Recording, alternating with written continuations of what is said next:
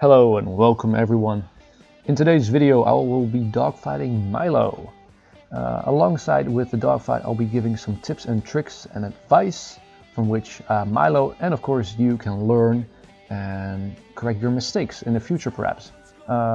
Noteworthy is that Milo actually uses the standard GTA San Andreas controls. If you are a pilot, and you might know this, but if you use the standard controls you will not be able to turn your camera, which means you can only look in front of you and towards the back of you, which it's not really that great. You cannot really follow your target, you cannot really see your target, you cannot expect where he's going, and I'll be showing what I mean with that later in the video. But first let's get started with the first dogfight. Now quick disclaimer, I turned my HUD off in all these videos in order to achieve some sort of cinematic effect, but Windows isn't having none of that, and instead you see this huge ugly watermark of activate Windows. I'm truly sorry for that. I will try to get rid of it in the following videos, but for now just try to ignore it. So here we go, the first dogfight with Milo. He comes in behind me. We're about at the same altitude, the same speed also, but because he made some rather quick turns, he has lost some of that speed, which allows me to climb a little bit. I decide to put him in an energy trap, which means I'm just circling above him, and he just needs to constantly pull up more in order to get me, which slows him down even more, which allows me to get on his 6, like I'm doing right here. So I got on his 6, I play quite aggressively here, I follow him with whatever he does, giving him little room to breathe. Got some very good shots into him there. I do I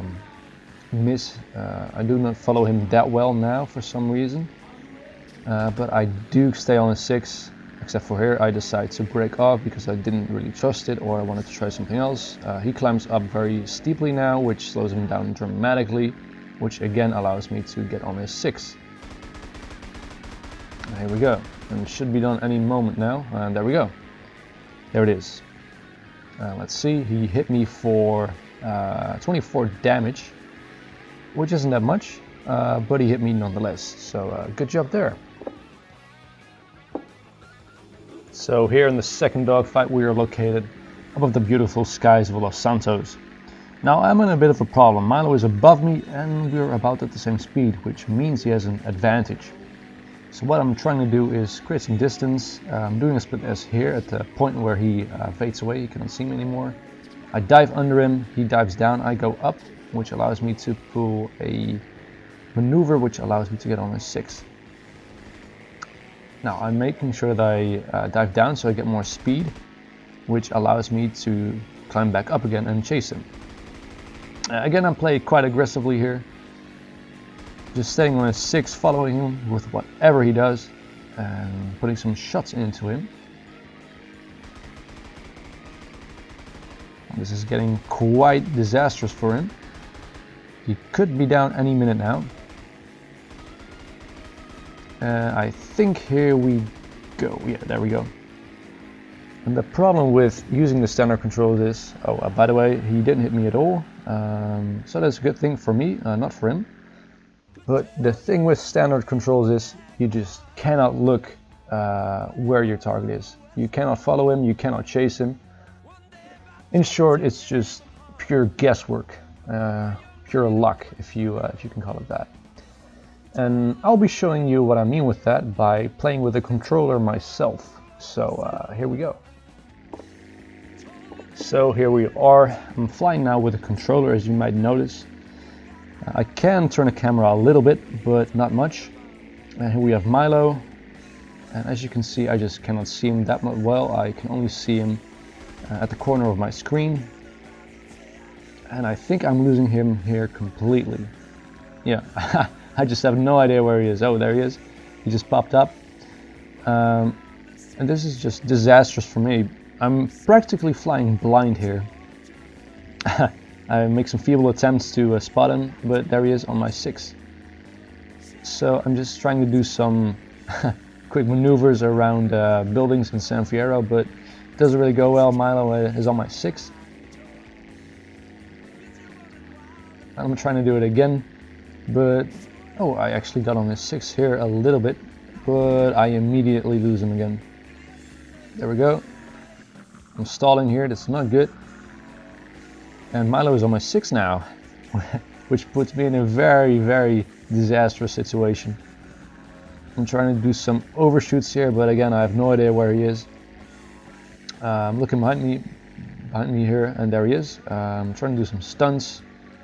But Milo is too clever for that. He doesn't really follow me. He just goes over it, I think. Oh no, he's actually already behind me. I could be down any minute now, so what I'm trying to do is maneuver around the bridge here. And I almost get on his 6 a little bit later on, but then I crash into the bridge due to my bad skills with flying a rustler with a controller. And here we go. That's the end of it. So, to sum it all up, if you want to get better at flying, I would really urge you to at least try to rebind your controls. These are the controls I personally use. Dick Swanson thinks they're absolutely ridiculous. He doesn't fly with them at all. He does something completely different. So you don't have to completely copy the controls I use. Just try to find your own set of controls which still allow you to use the mouse, but still provide you with some sort of comfort. The second tip I would give you is to turn on your frame limiter and type /FPS limit 24. Now your game will obviously run at 24 frames per second, which doesn't really allow for that nice smooth gameplay, but what it does allow for is that the rustler will fly much better.